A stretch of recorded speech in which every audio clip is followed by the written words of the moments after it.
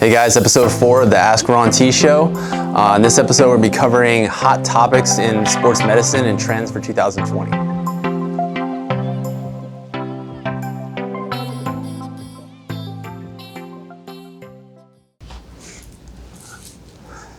Yeah, I mean, I think you just want me to go ahead and answer it? Yeah, so I mean, we're living in a digital world. I mean, if you even look at Instagram and Facebook and all this kind of stuff, people are getting a lot of their advice from there, right?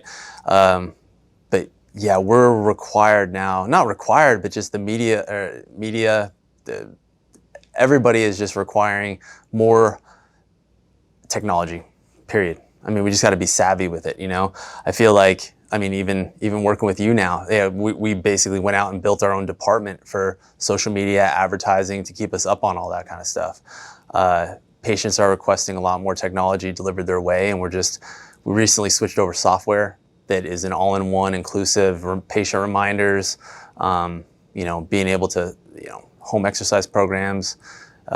It's just a level of expectation right now. It's a must.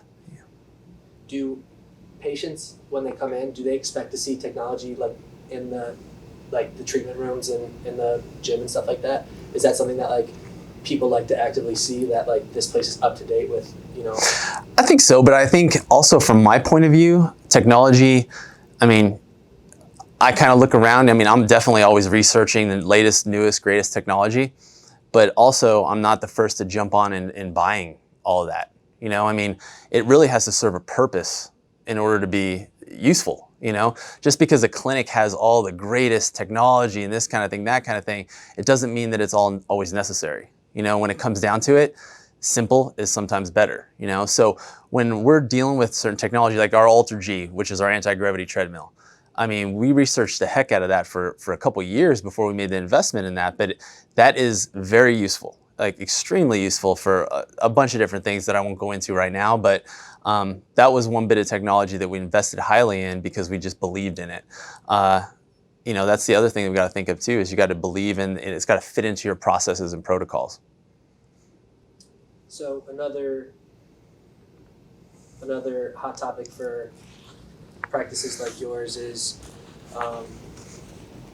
patient responsibilities are continuing to grow, meaning as insurance companies change plans to respond to demands from policyholders, the payment shift continues with patients bearing more costs directly.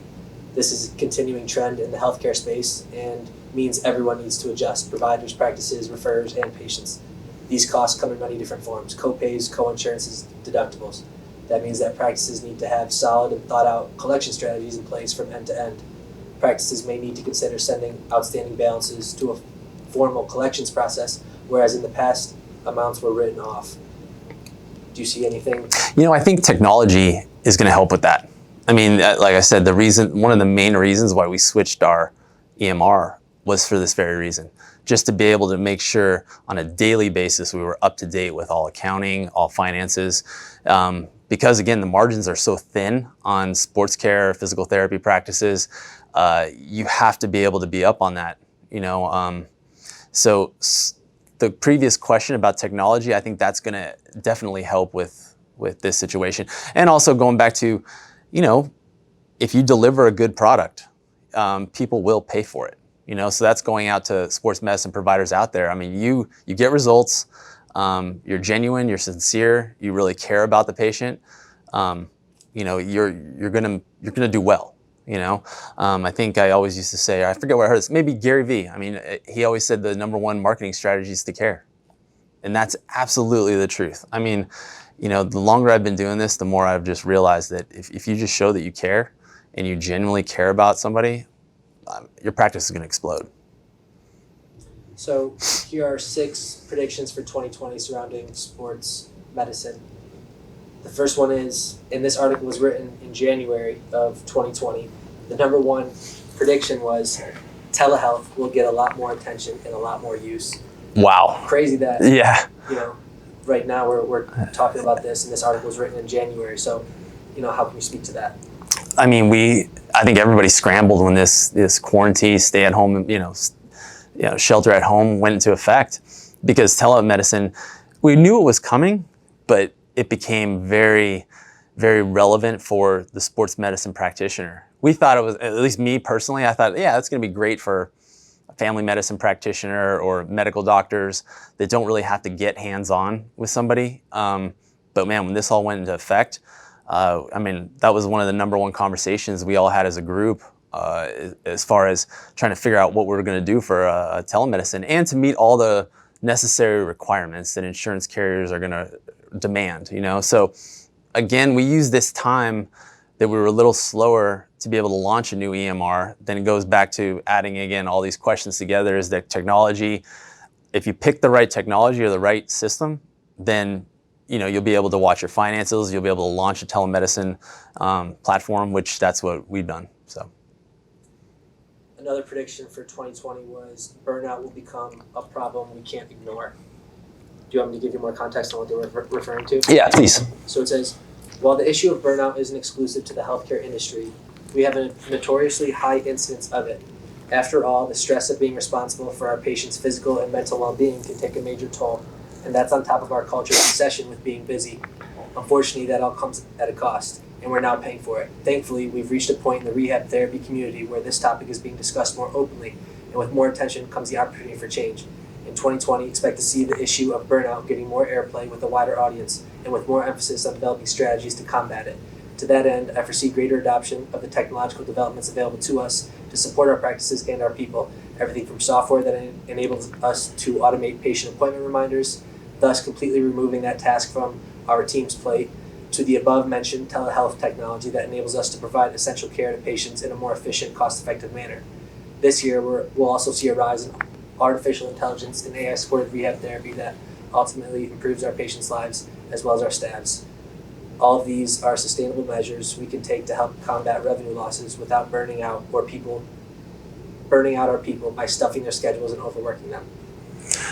I mean, I think with this whole quarantine, me personally, I didn't realize I was burned out. I had to be forced, like we stayed open, but it was a little slower. Hours were down a little bit. If there's one positive that I took away from this is that, I mean, coming from an athletic background, I'm always working hard.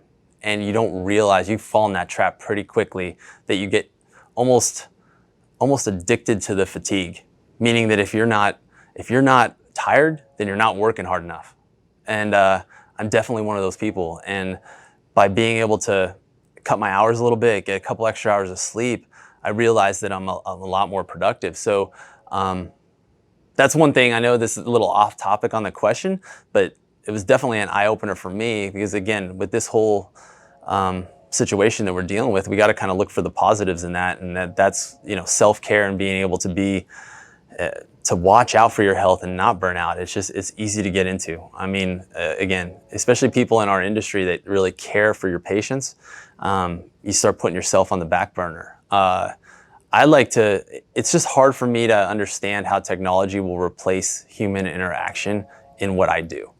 I just don't see that really being a thing. Now it can supplement it a little bit, but at the end of the day, people come to see me or the people at PMST because of how much we care, how personal it does get, and to be able to help you one-on-one. So that's a hard sell for me to say that technology will help with burnout. Honestly, the only thing that's going to help with burnout is balancing your situation, balancing your life, is work-life balance. And that's the hardest thing. If there's anything that I fight with, I fight with that on a daily basis.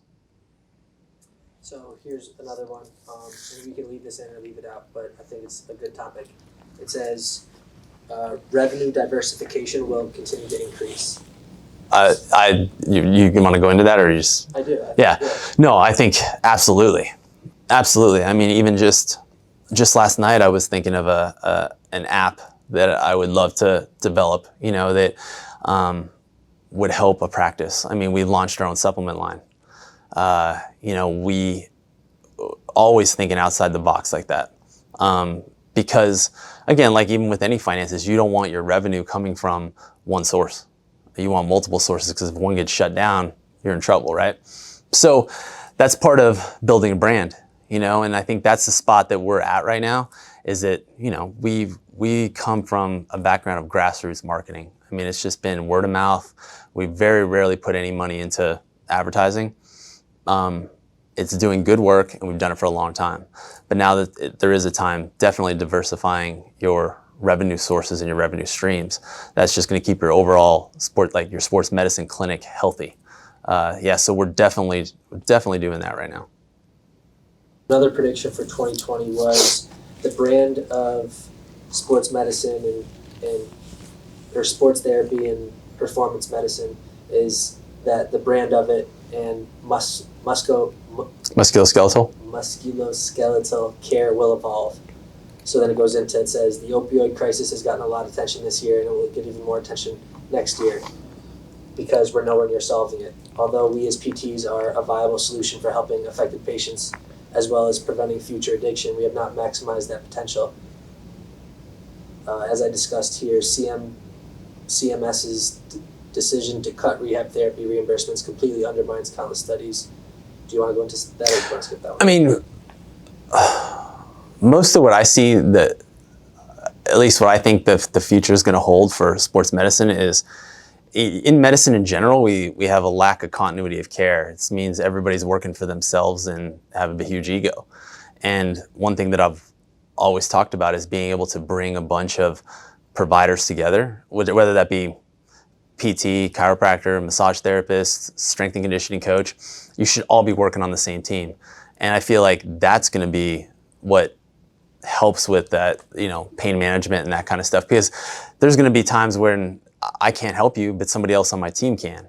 And by being able to take the knowledge of multiple different providers and actually have a really good plan for a person, that's going to get that patient the best chance to succeed. Because a lot of times what happens is patients will, they get released, they bounce around, they don't know where to go, and they have to go from this place to that place to this place. It just doesn't work.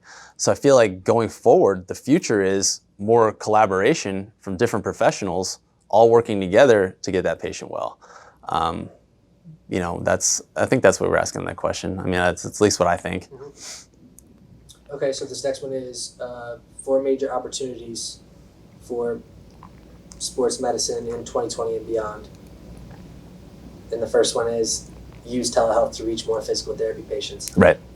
I just recently had a telehealth appointment with my primary care doctor, and I was just like, what the fuck? Because it was so easy. I wasn't fucking waiting in a waiting room, with other people that are sick and miserable. Right. It was like the best experience ever. They just FaceTime me, like on my iPhone. Yeah. Just FaceTime me. It was like the best thing ever. And I'm like, why haven't they been doing this before? Because it's more convenient for them too. Yes. Yeah. And especially for that profession, right? It's just, again, I go back to, I can see doing that in the sports medicine realm and physical therapy and kind of what we do here.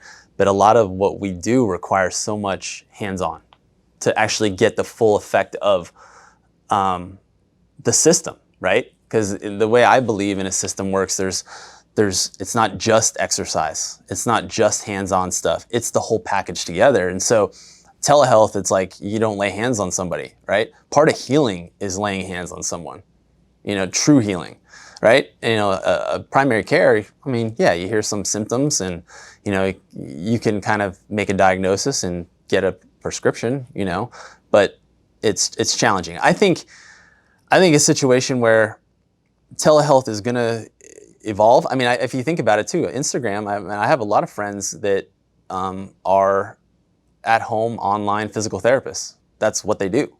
They do online coaching or online physical therapy. So they're obviously very successful at that. So I feel like it's definitely a nice niche that you can have, but I think there's a combination that has to go along with that. So we're on board with it and we're doing it, especially now in this time. It's just, I'm just old school a little bit when it comes to that too. I mean, laying hands on somebody and looking somebody in the eye is just very important. I think temporarily it helps, but I think to get the ultimate results, you have to be hands-on. So this one I think you'll be very interested in. It says, this is an opportunity for sports medicine in 2020 is it's expand your care philosophy to account for social determinants of health and support holistic well-being at both the individual and population levels. Basically, from an individual health standpoint, while a physician's visit may only involve about 5 minutes of dialogue between patient and provider, as sports medicine therapists, rehab therapists, we see our patients for significantly longer sessions, multiple times per week for several weeks or months. So this affords us the opportunity that our physician colleagues don't have, time to assess the social factors that not only support our patients' overall holistic health, but also help determine their ability to meet their health goals. Oh, I mean, how many times I hear it so many times that a patient's like, well, I saw my ortho and he just told me never to run again. Like, I know right off the bat, I'm like, he wasn't really looking at your mental makeup there. Because looking at this patient going, well, I know this patient's running's their entire life and you just told them not to run again. So for one, it's bad practice management because that patient's probably never going to come back and see you again because you didn't actually take that into account or care to take that into account. But yeah, that's just one example of just being more aware and having more of a touch with them, and being able to talk about those things and actually know a little bit more about their background and where they're coming from. We're part counselor when it comes to that a little bit too, is being able to talk through that. Because a lot of people use athletics as a stress management system, and when they get hurt, they can't relieve that stress. So then it becomes a very big psychological issue too. So it's not as easy as going, hey, take these anti-inflammatories and don't run for a while.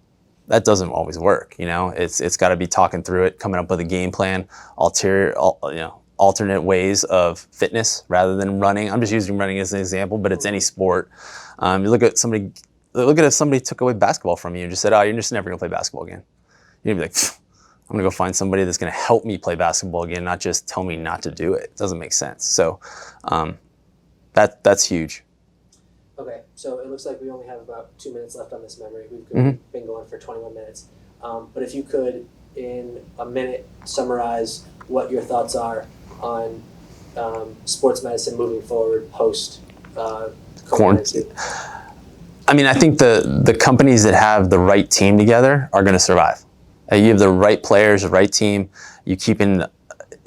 That's going to be big. And I think, again, going through with all this, diversifying your revenue sources, offering a bunch of different services, but all within your scope of practice and that are not just wasteful services that all help that person and guiding them through your system. But at the end of the day, the strong companies, the people with a strong foundation and strong leadership are going to be the ones that come out of this and are the leaders in the community and leaders in the sports medicine field.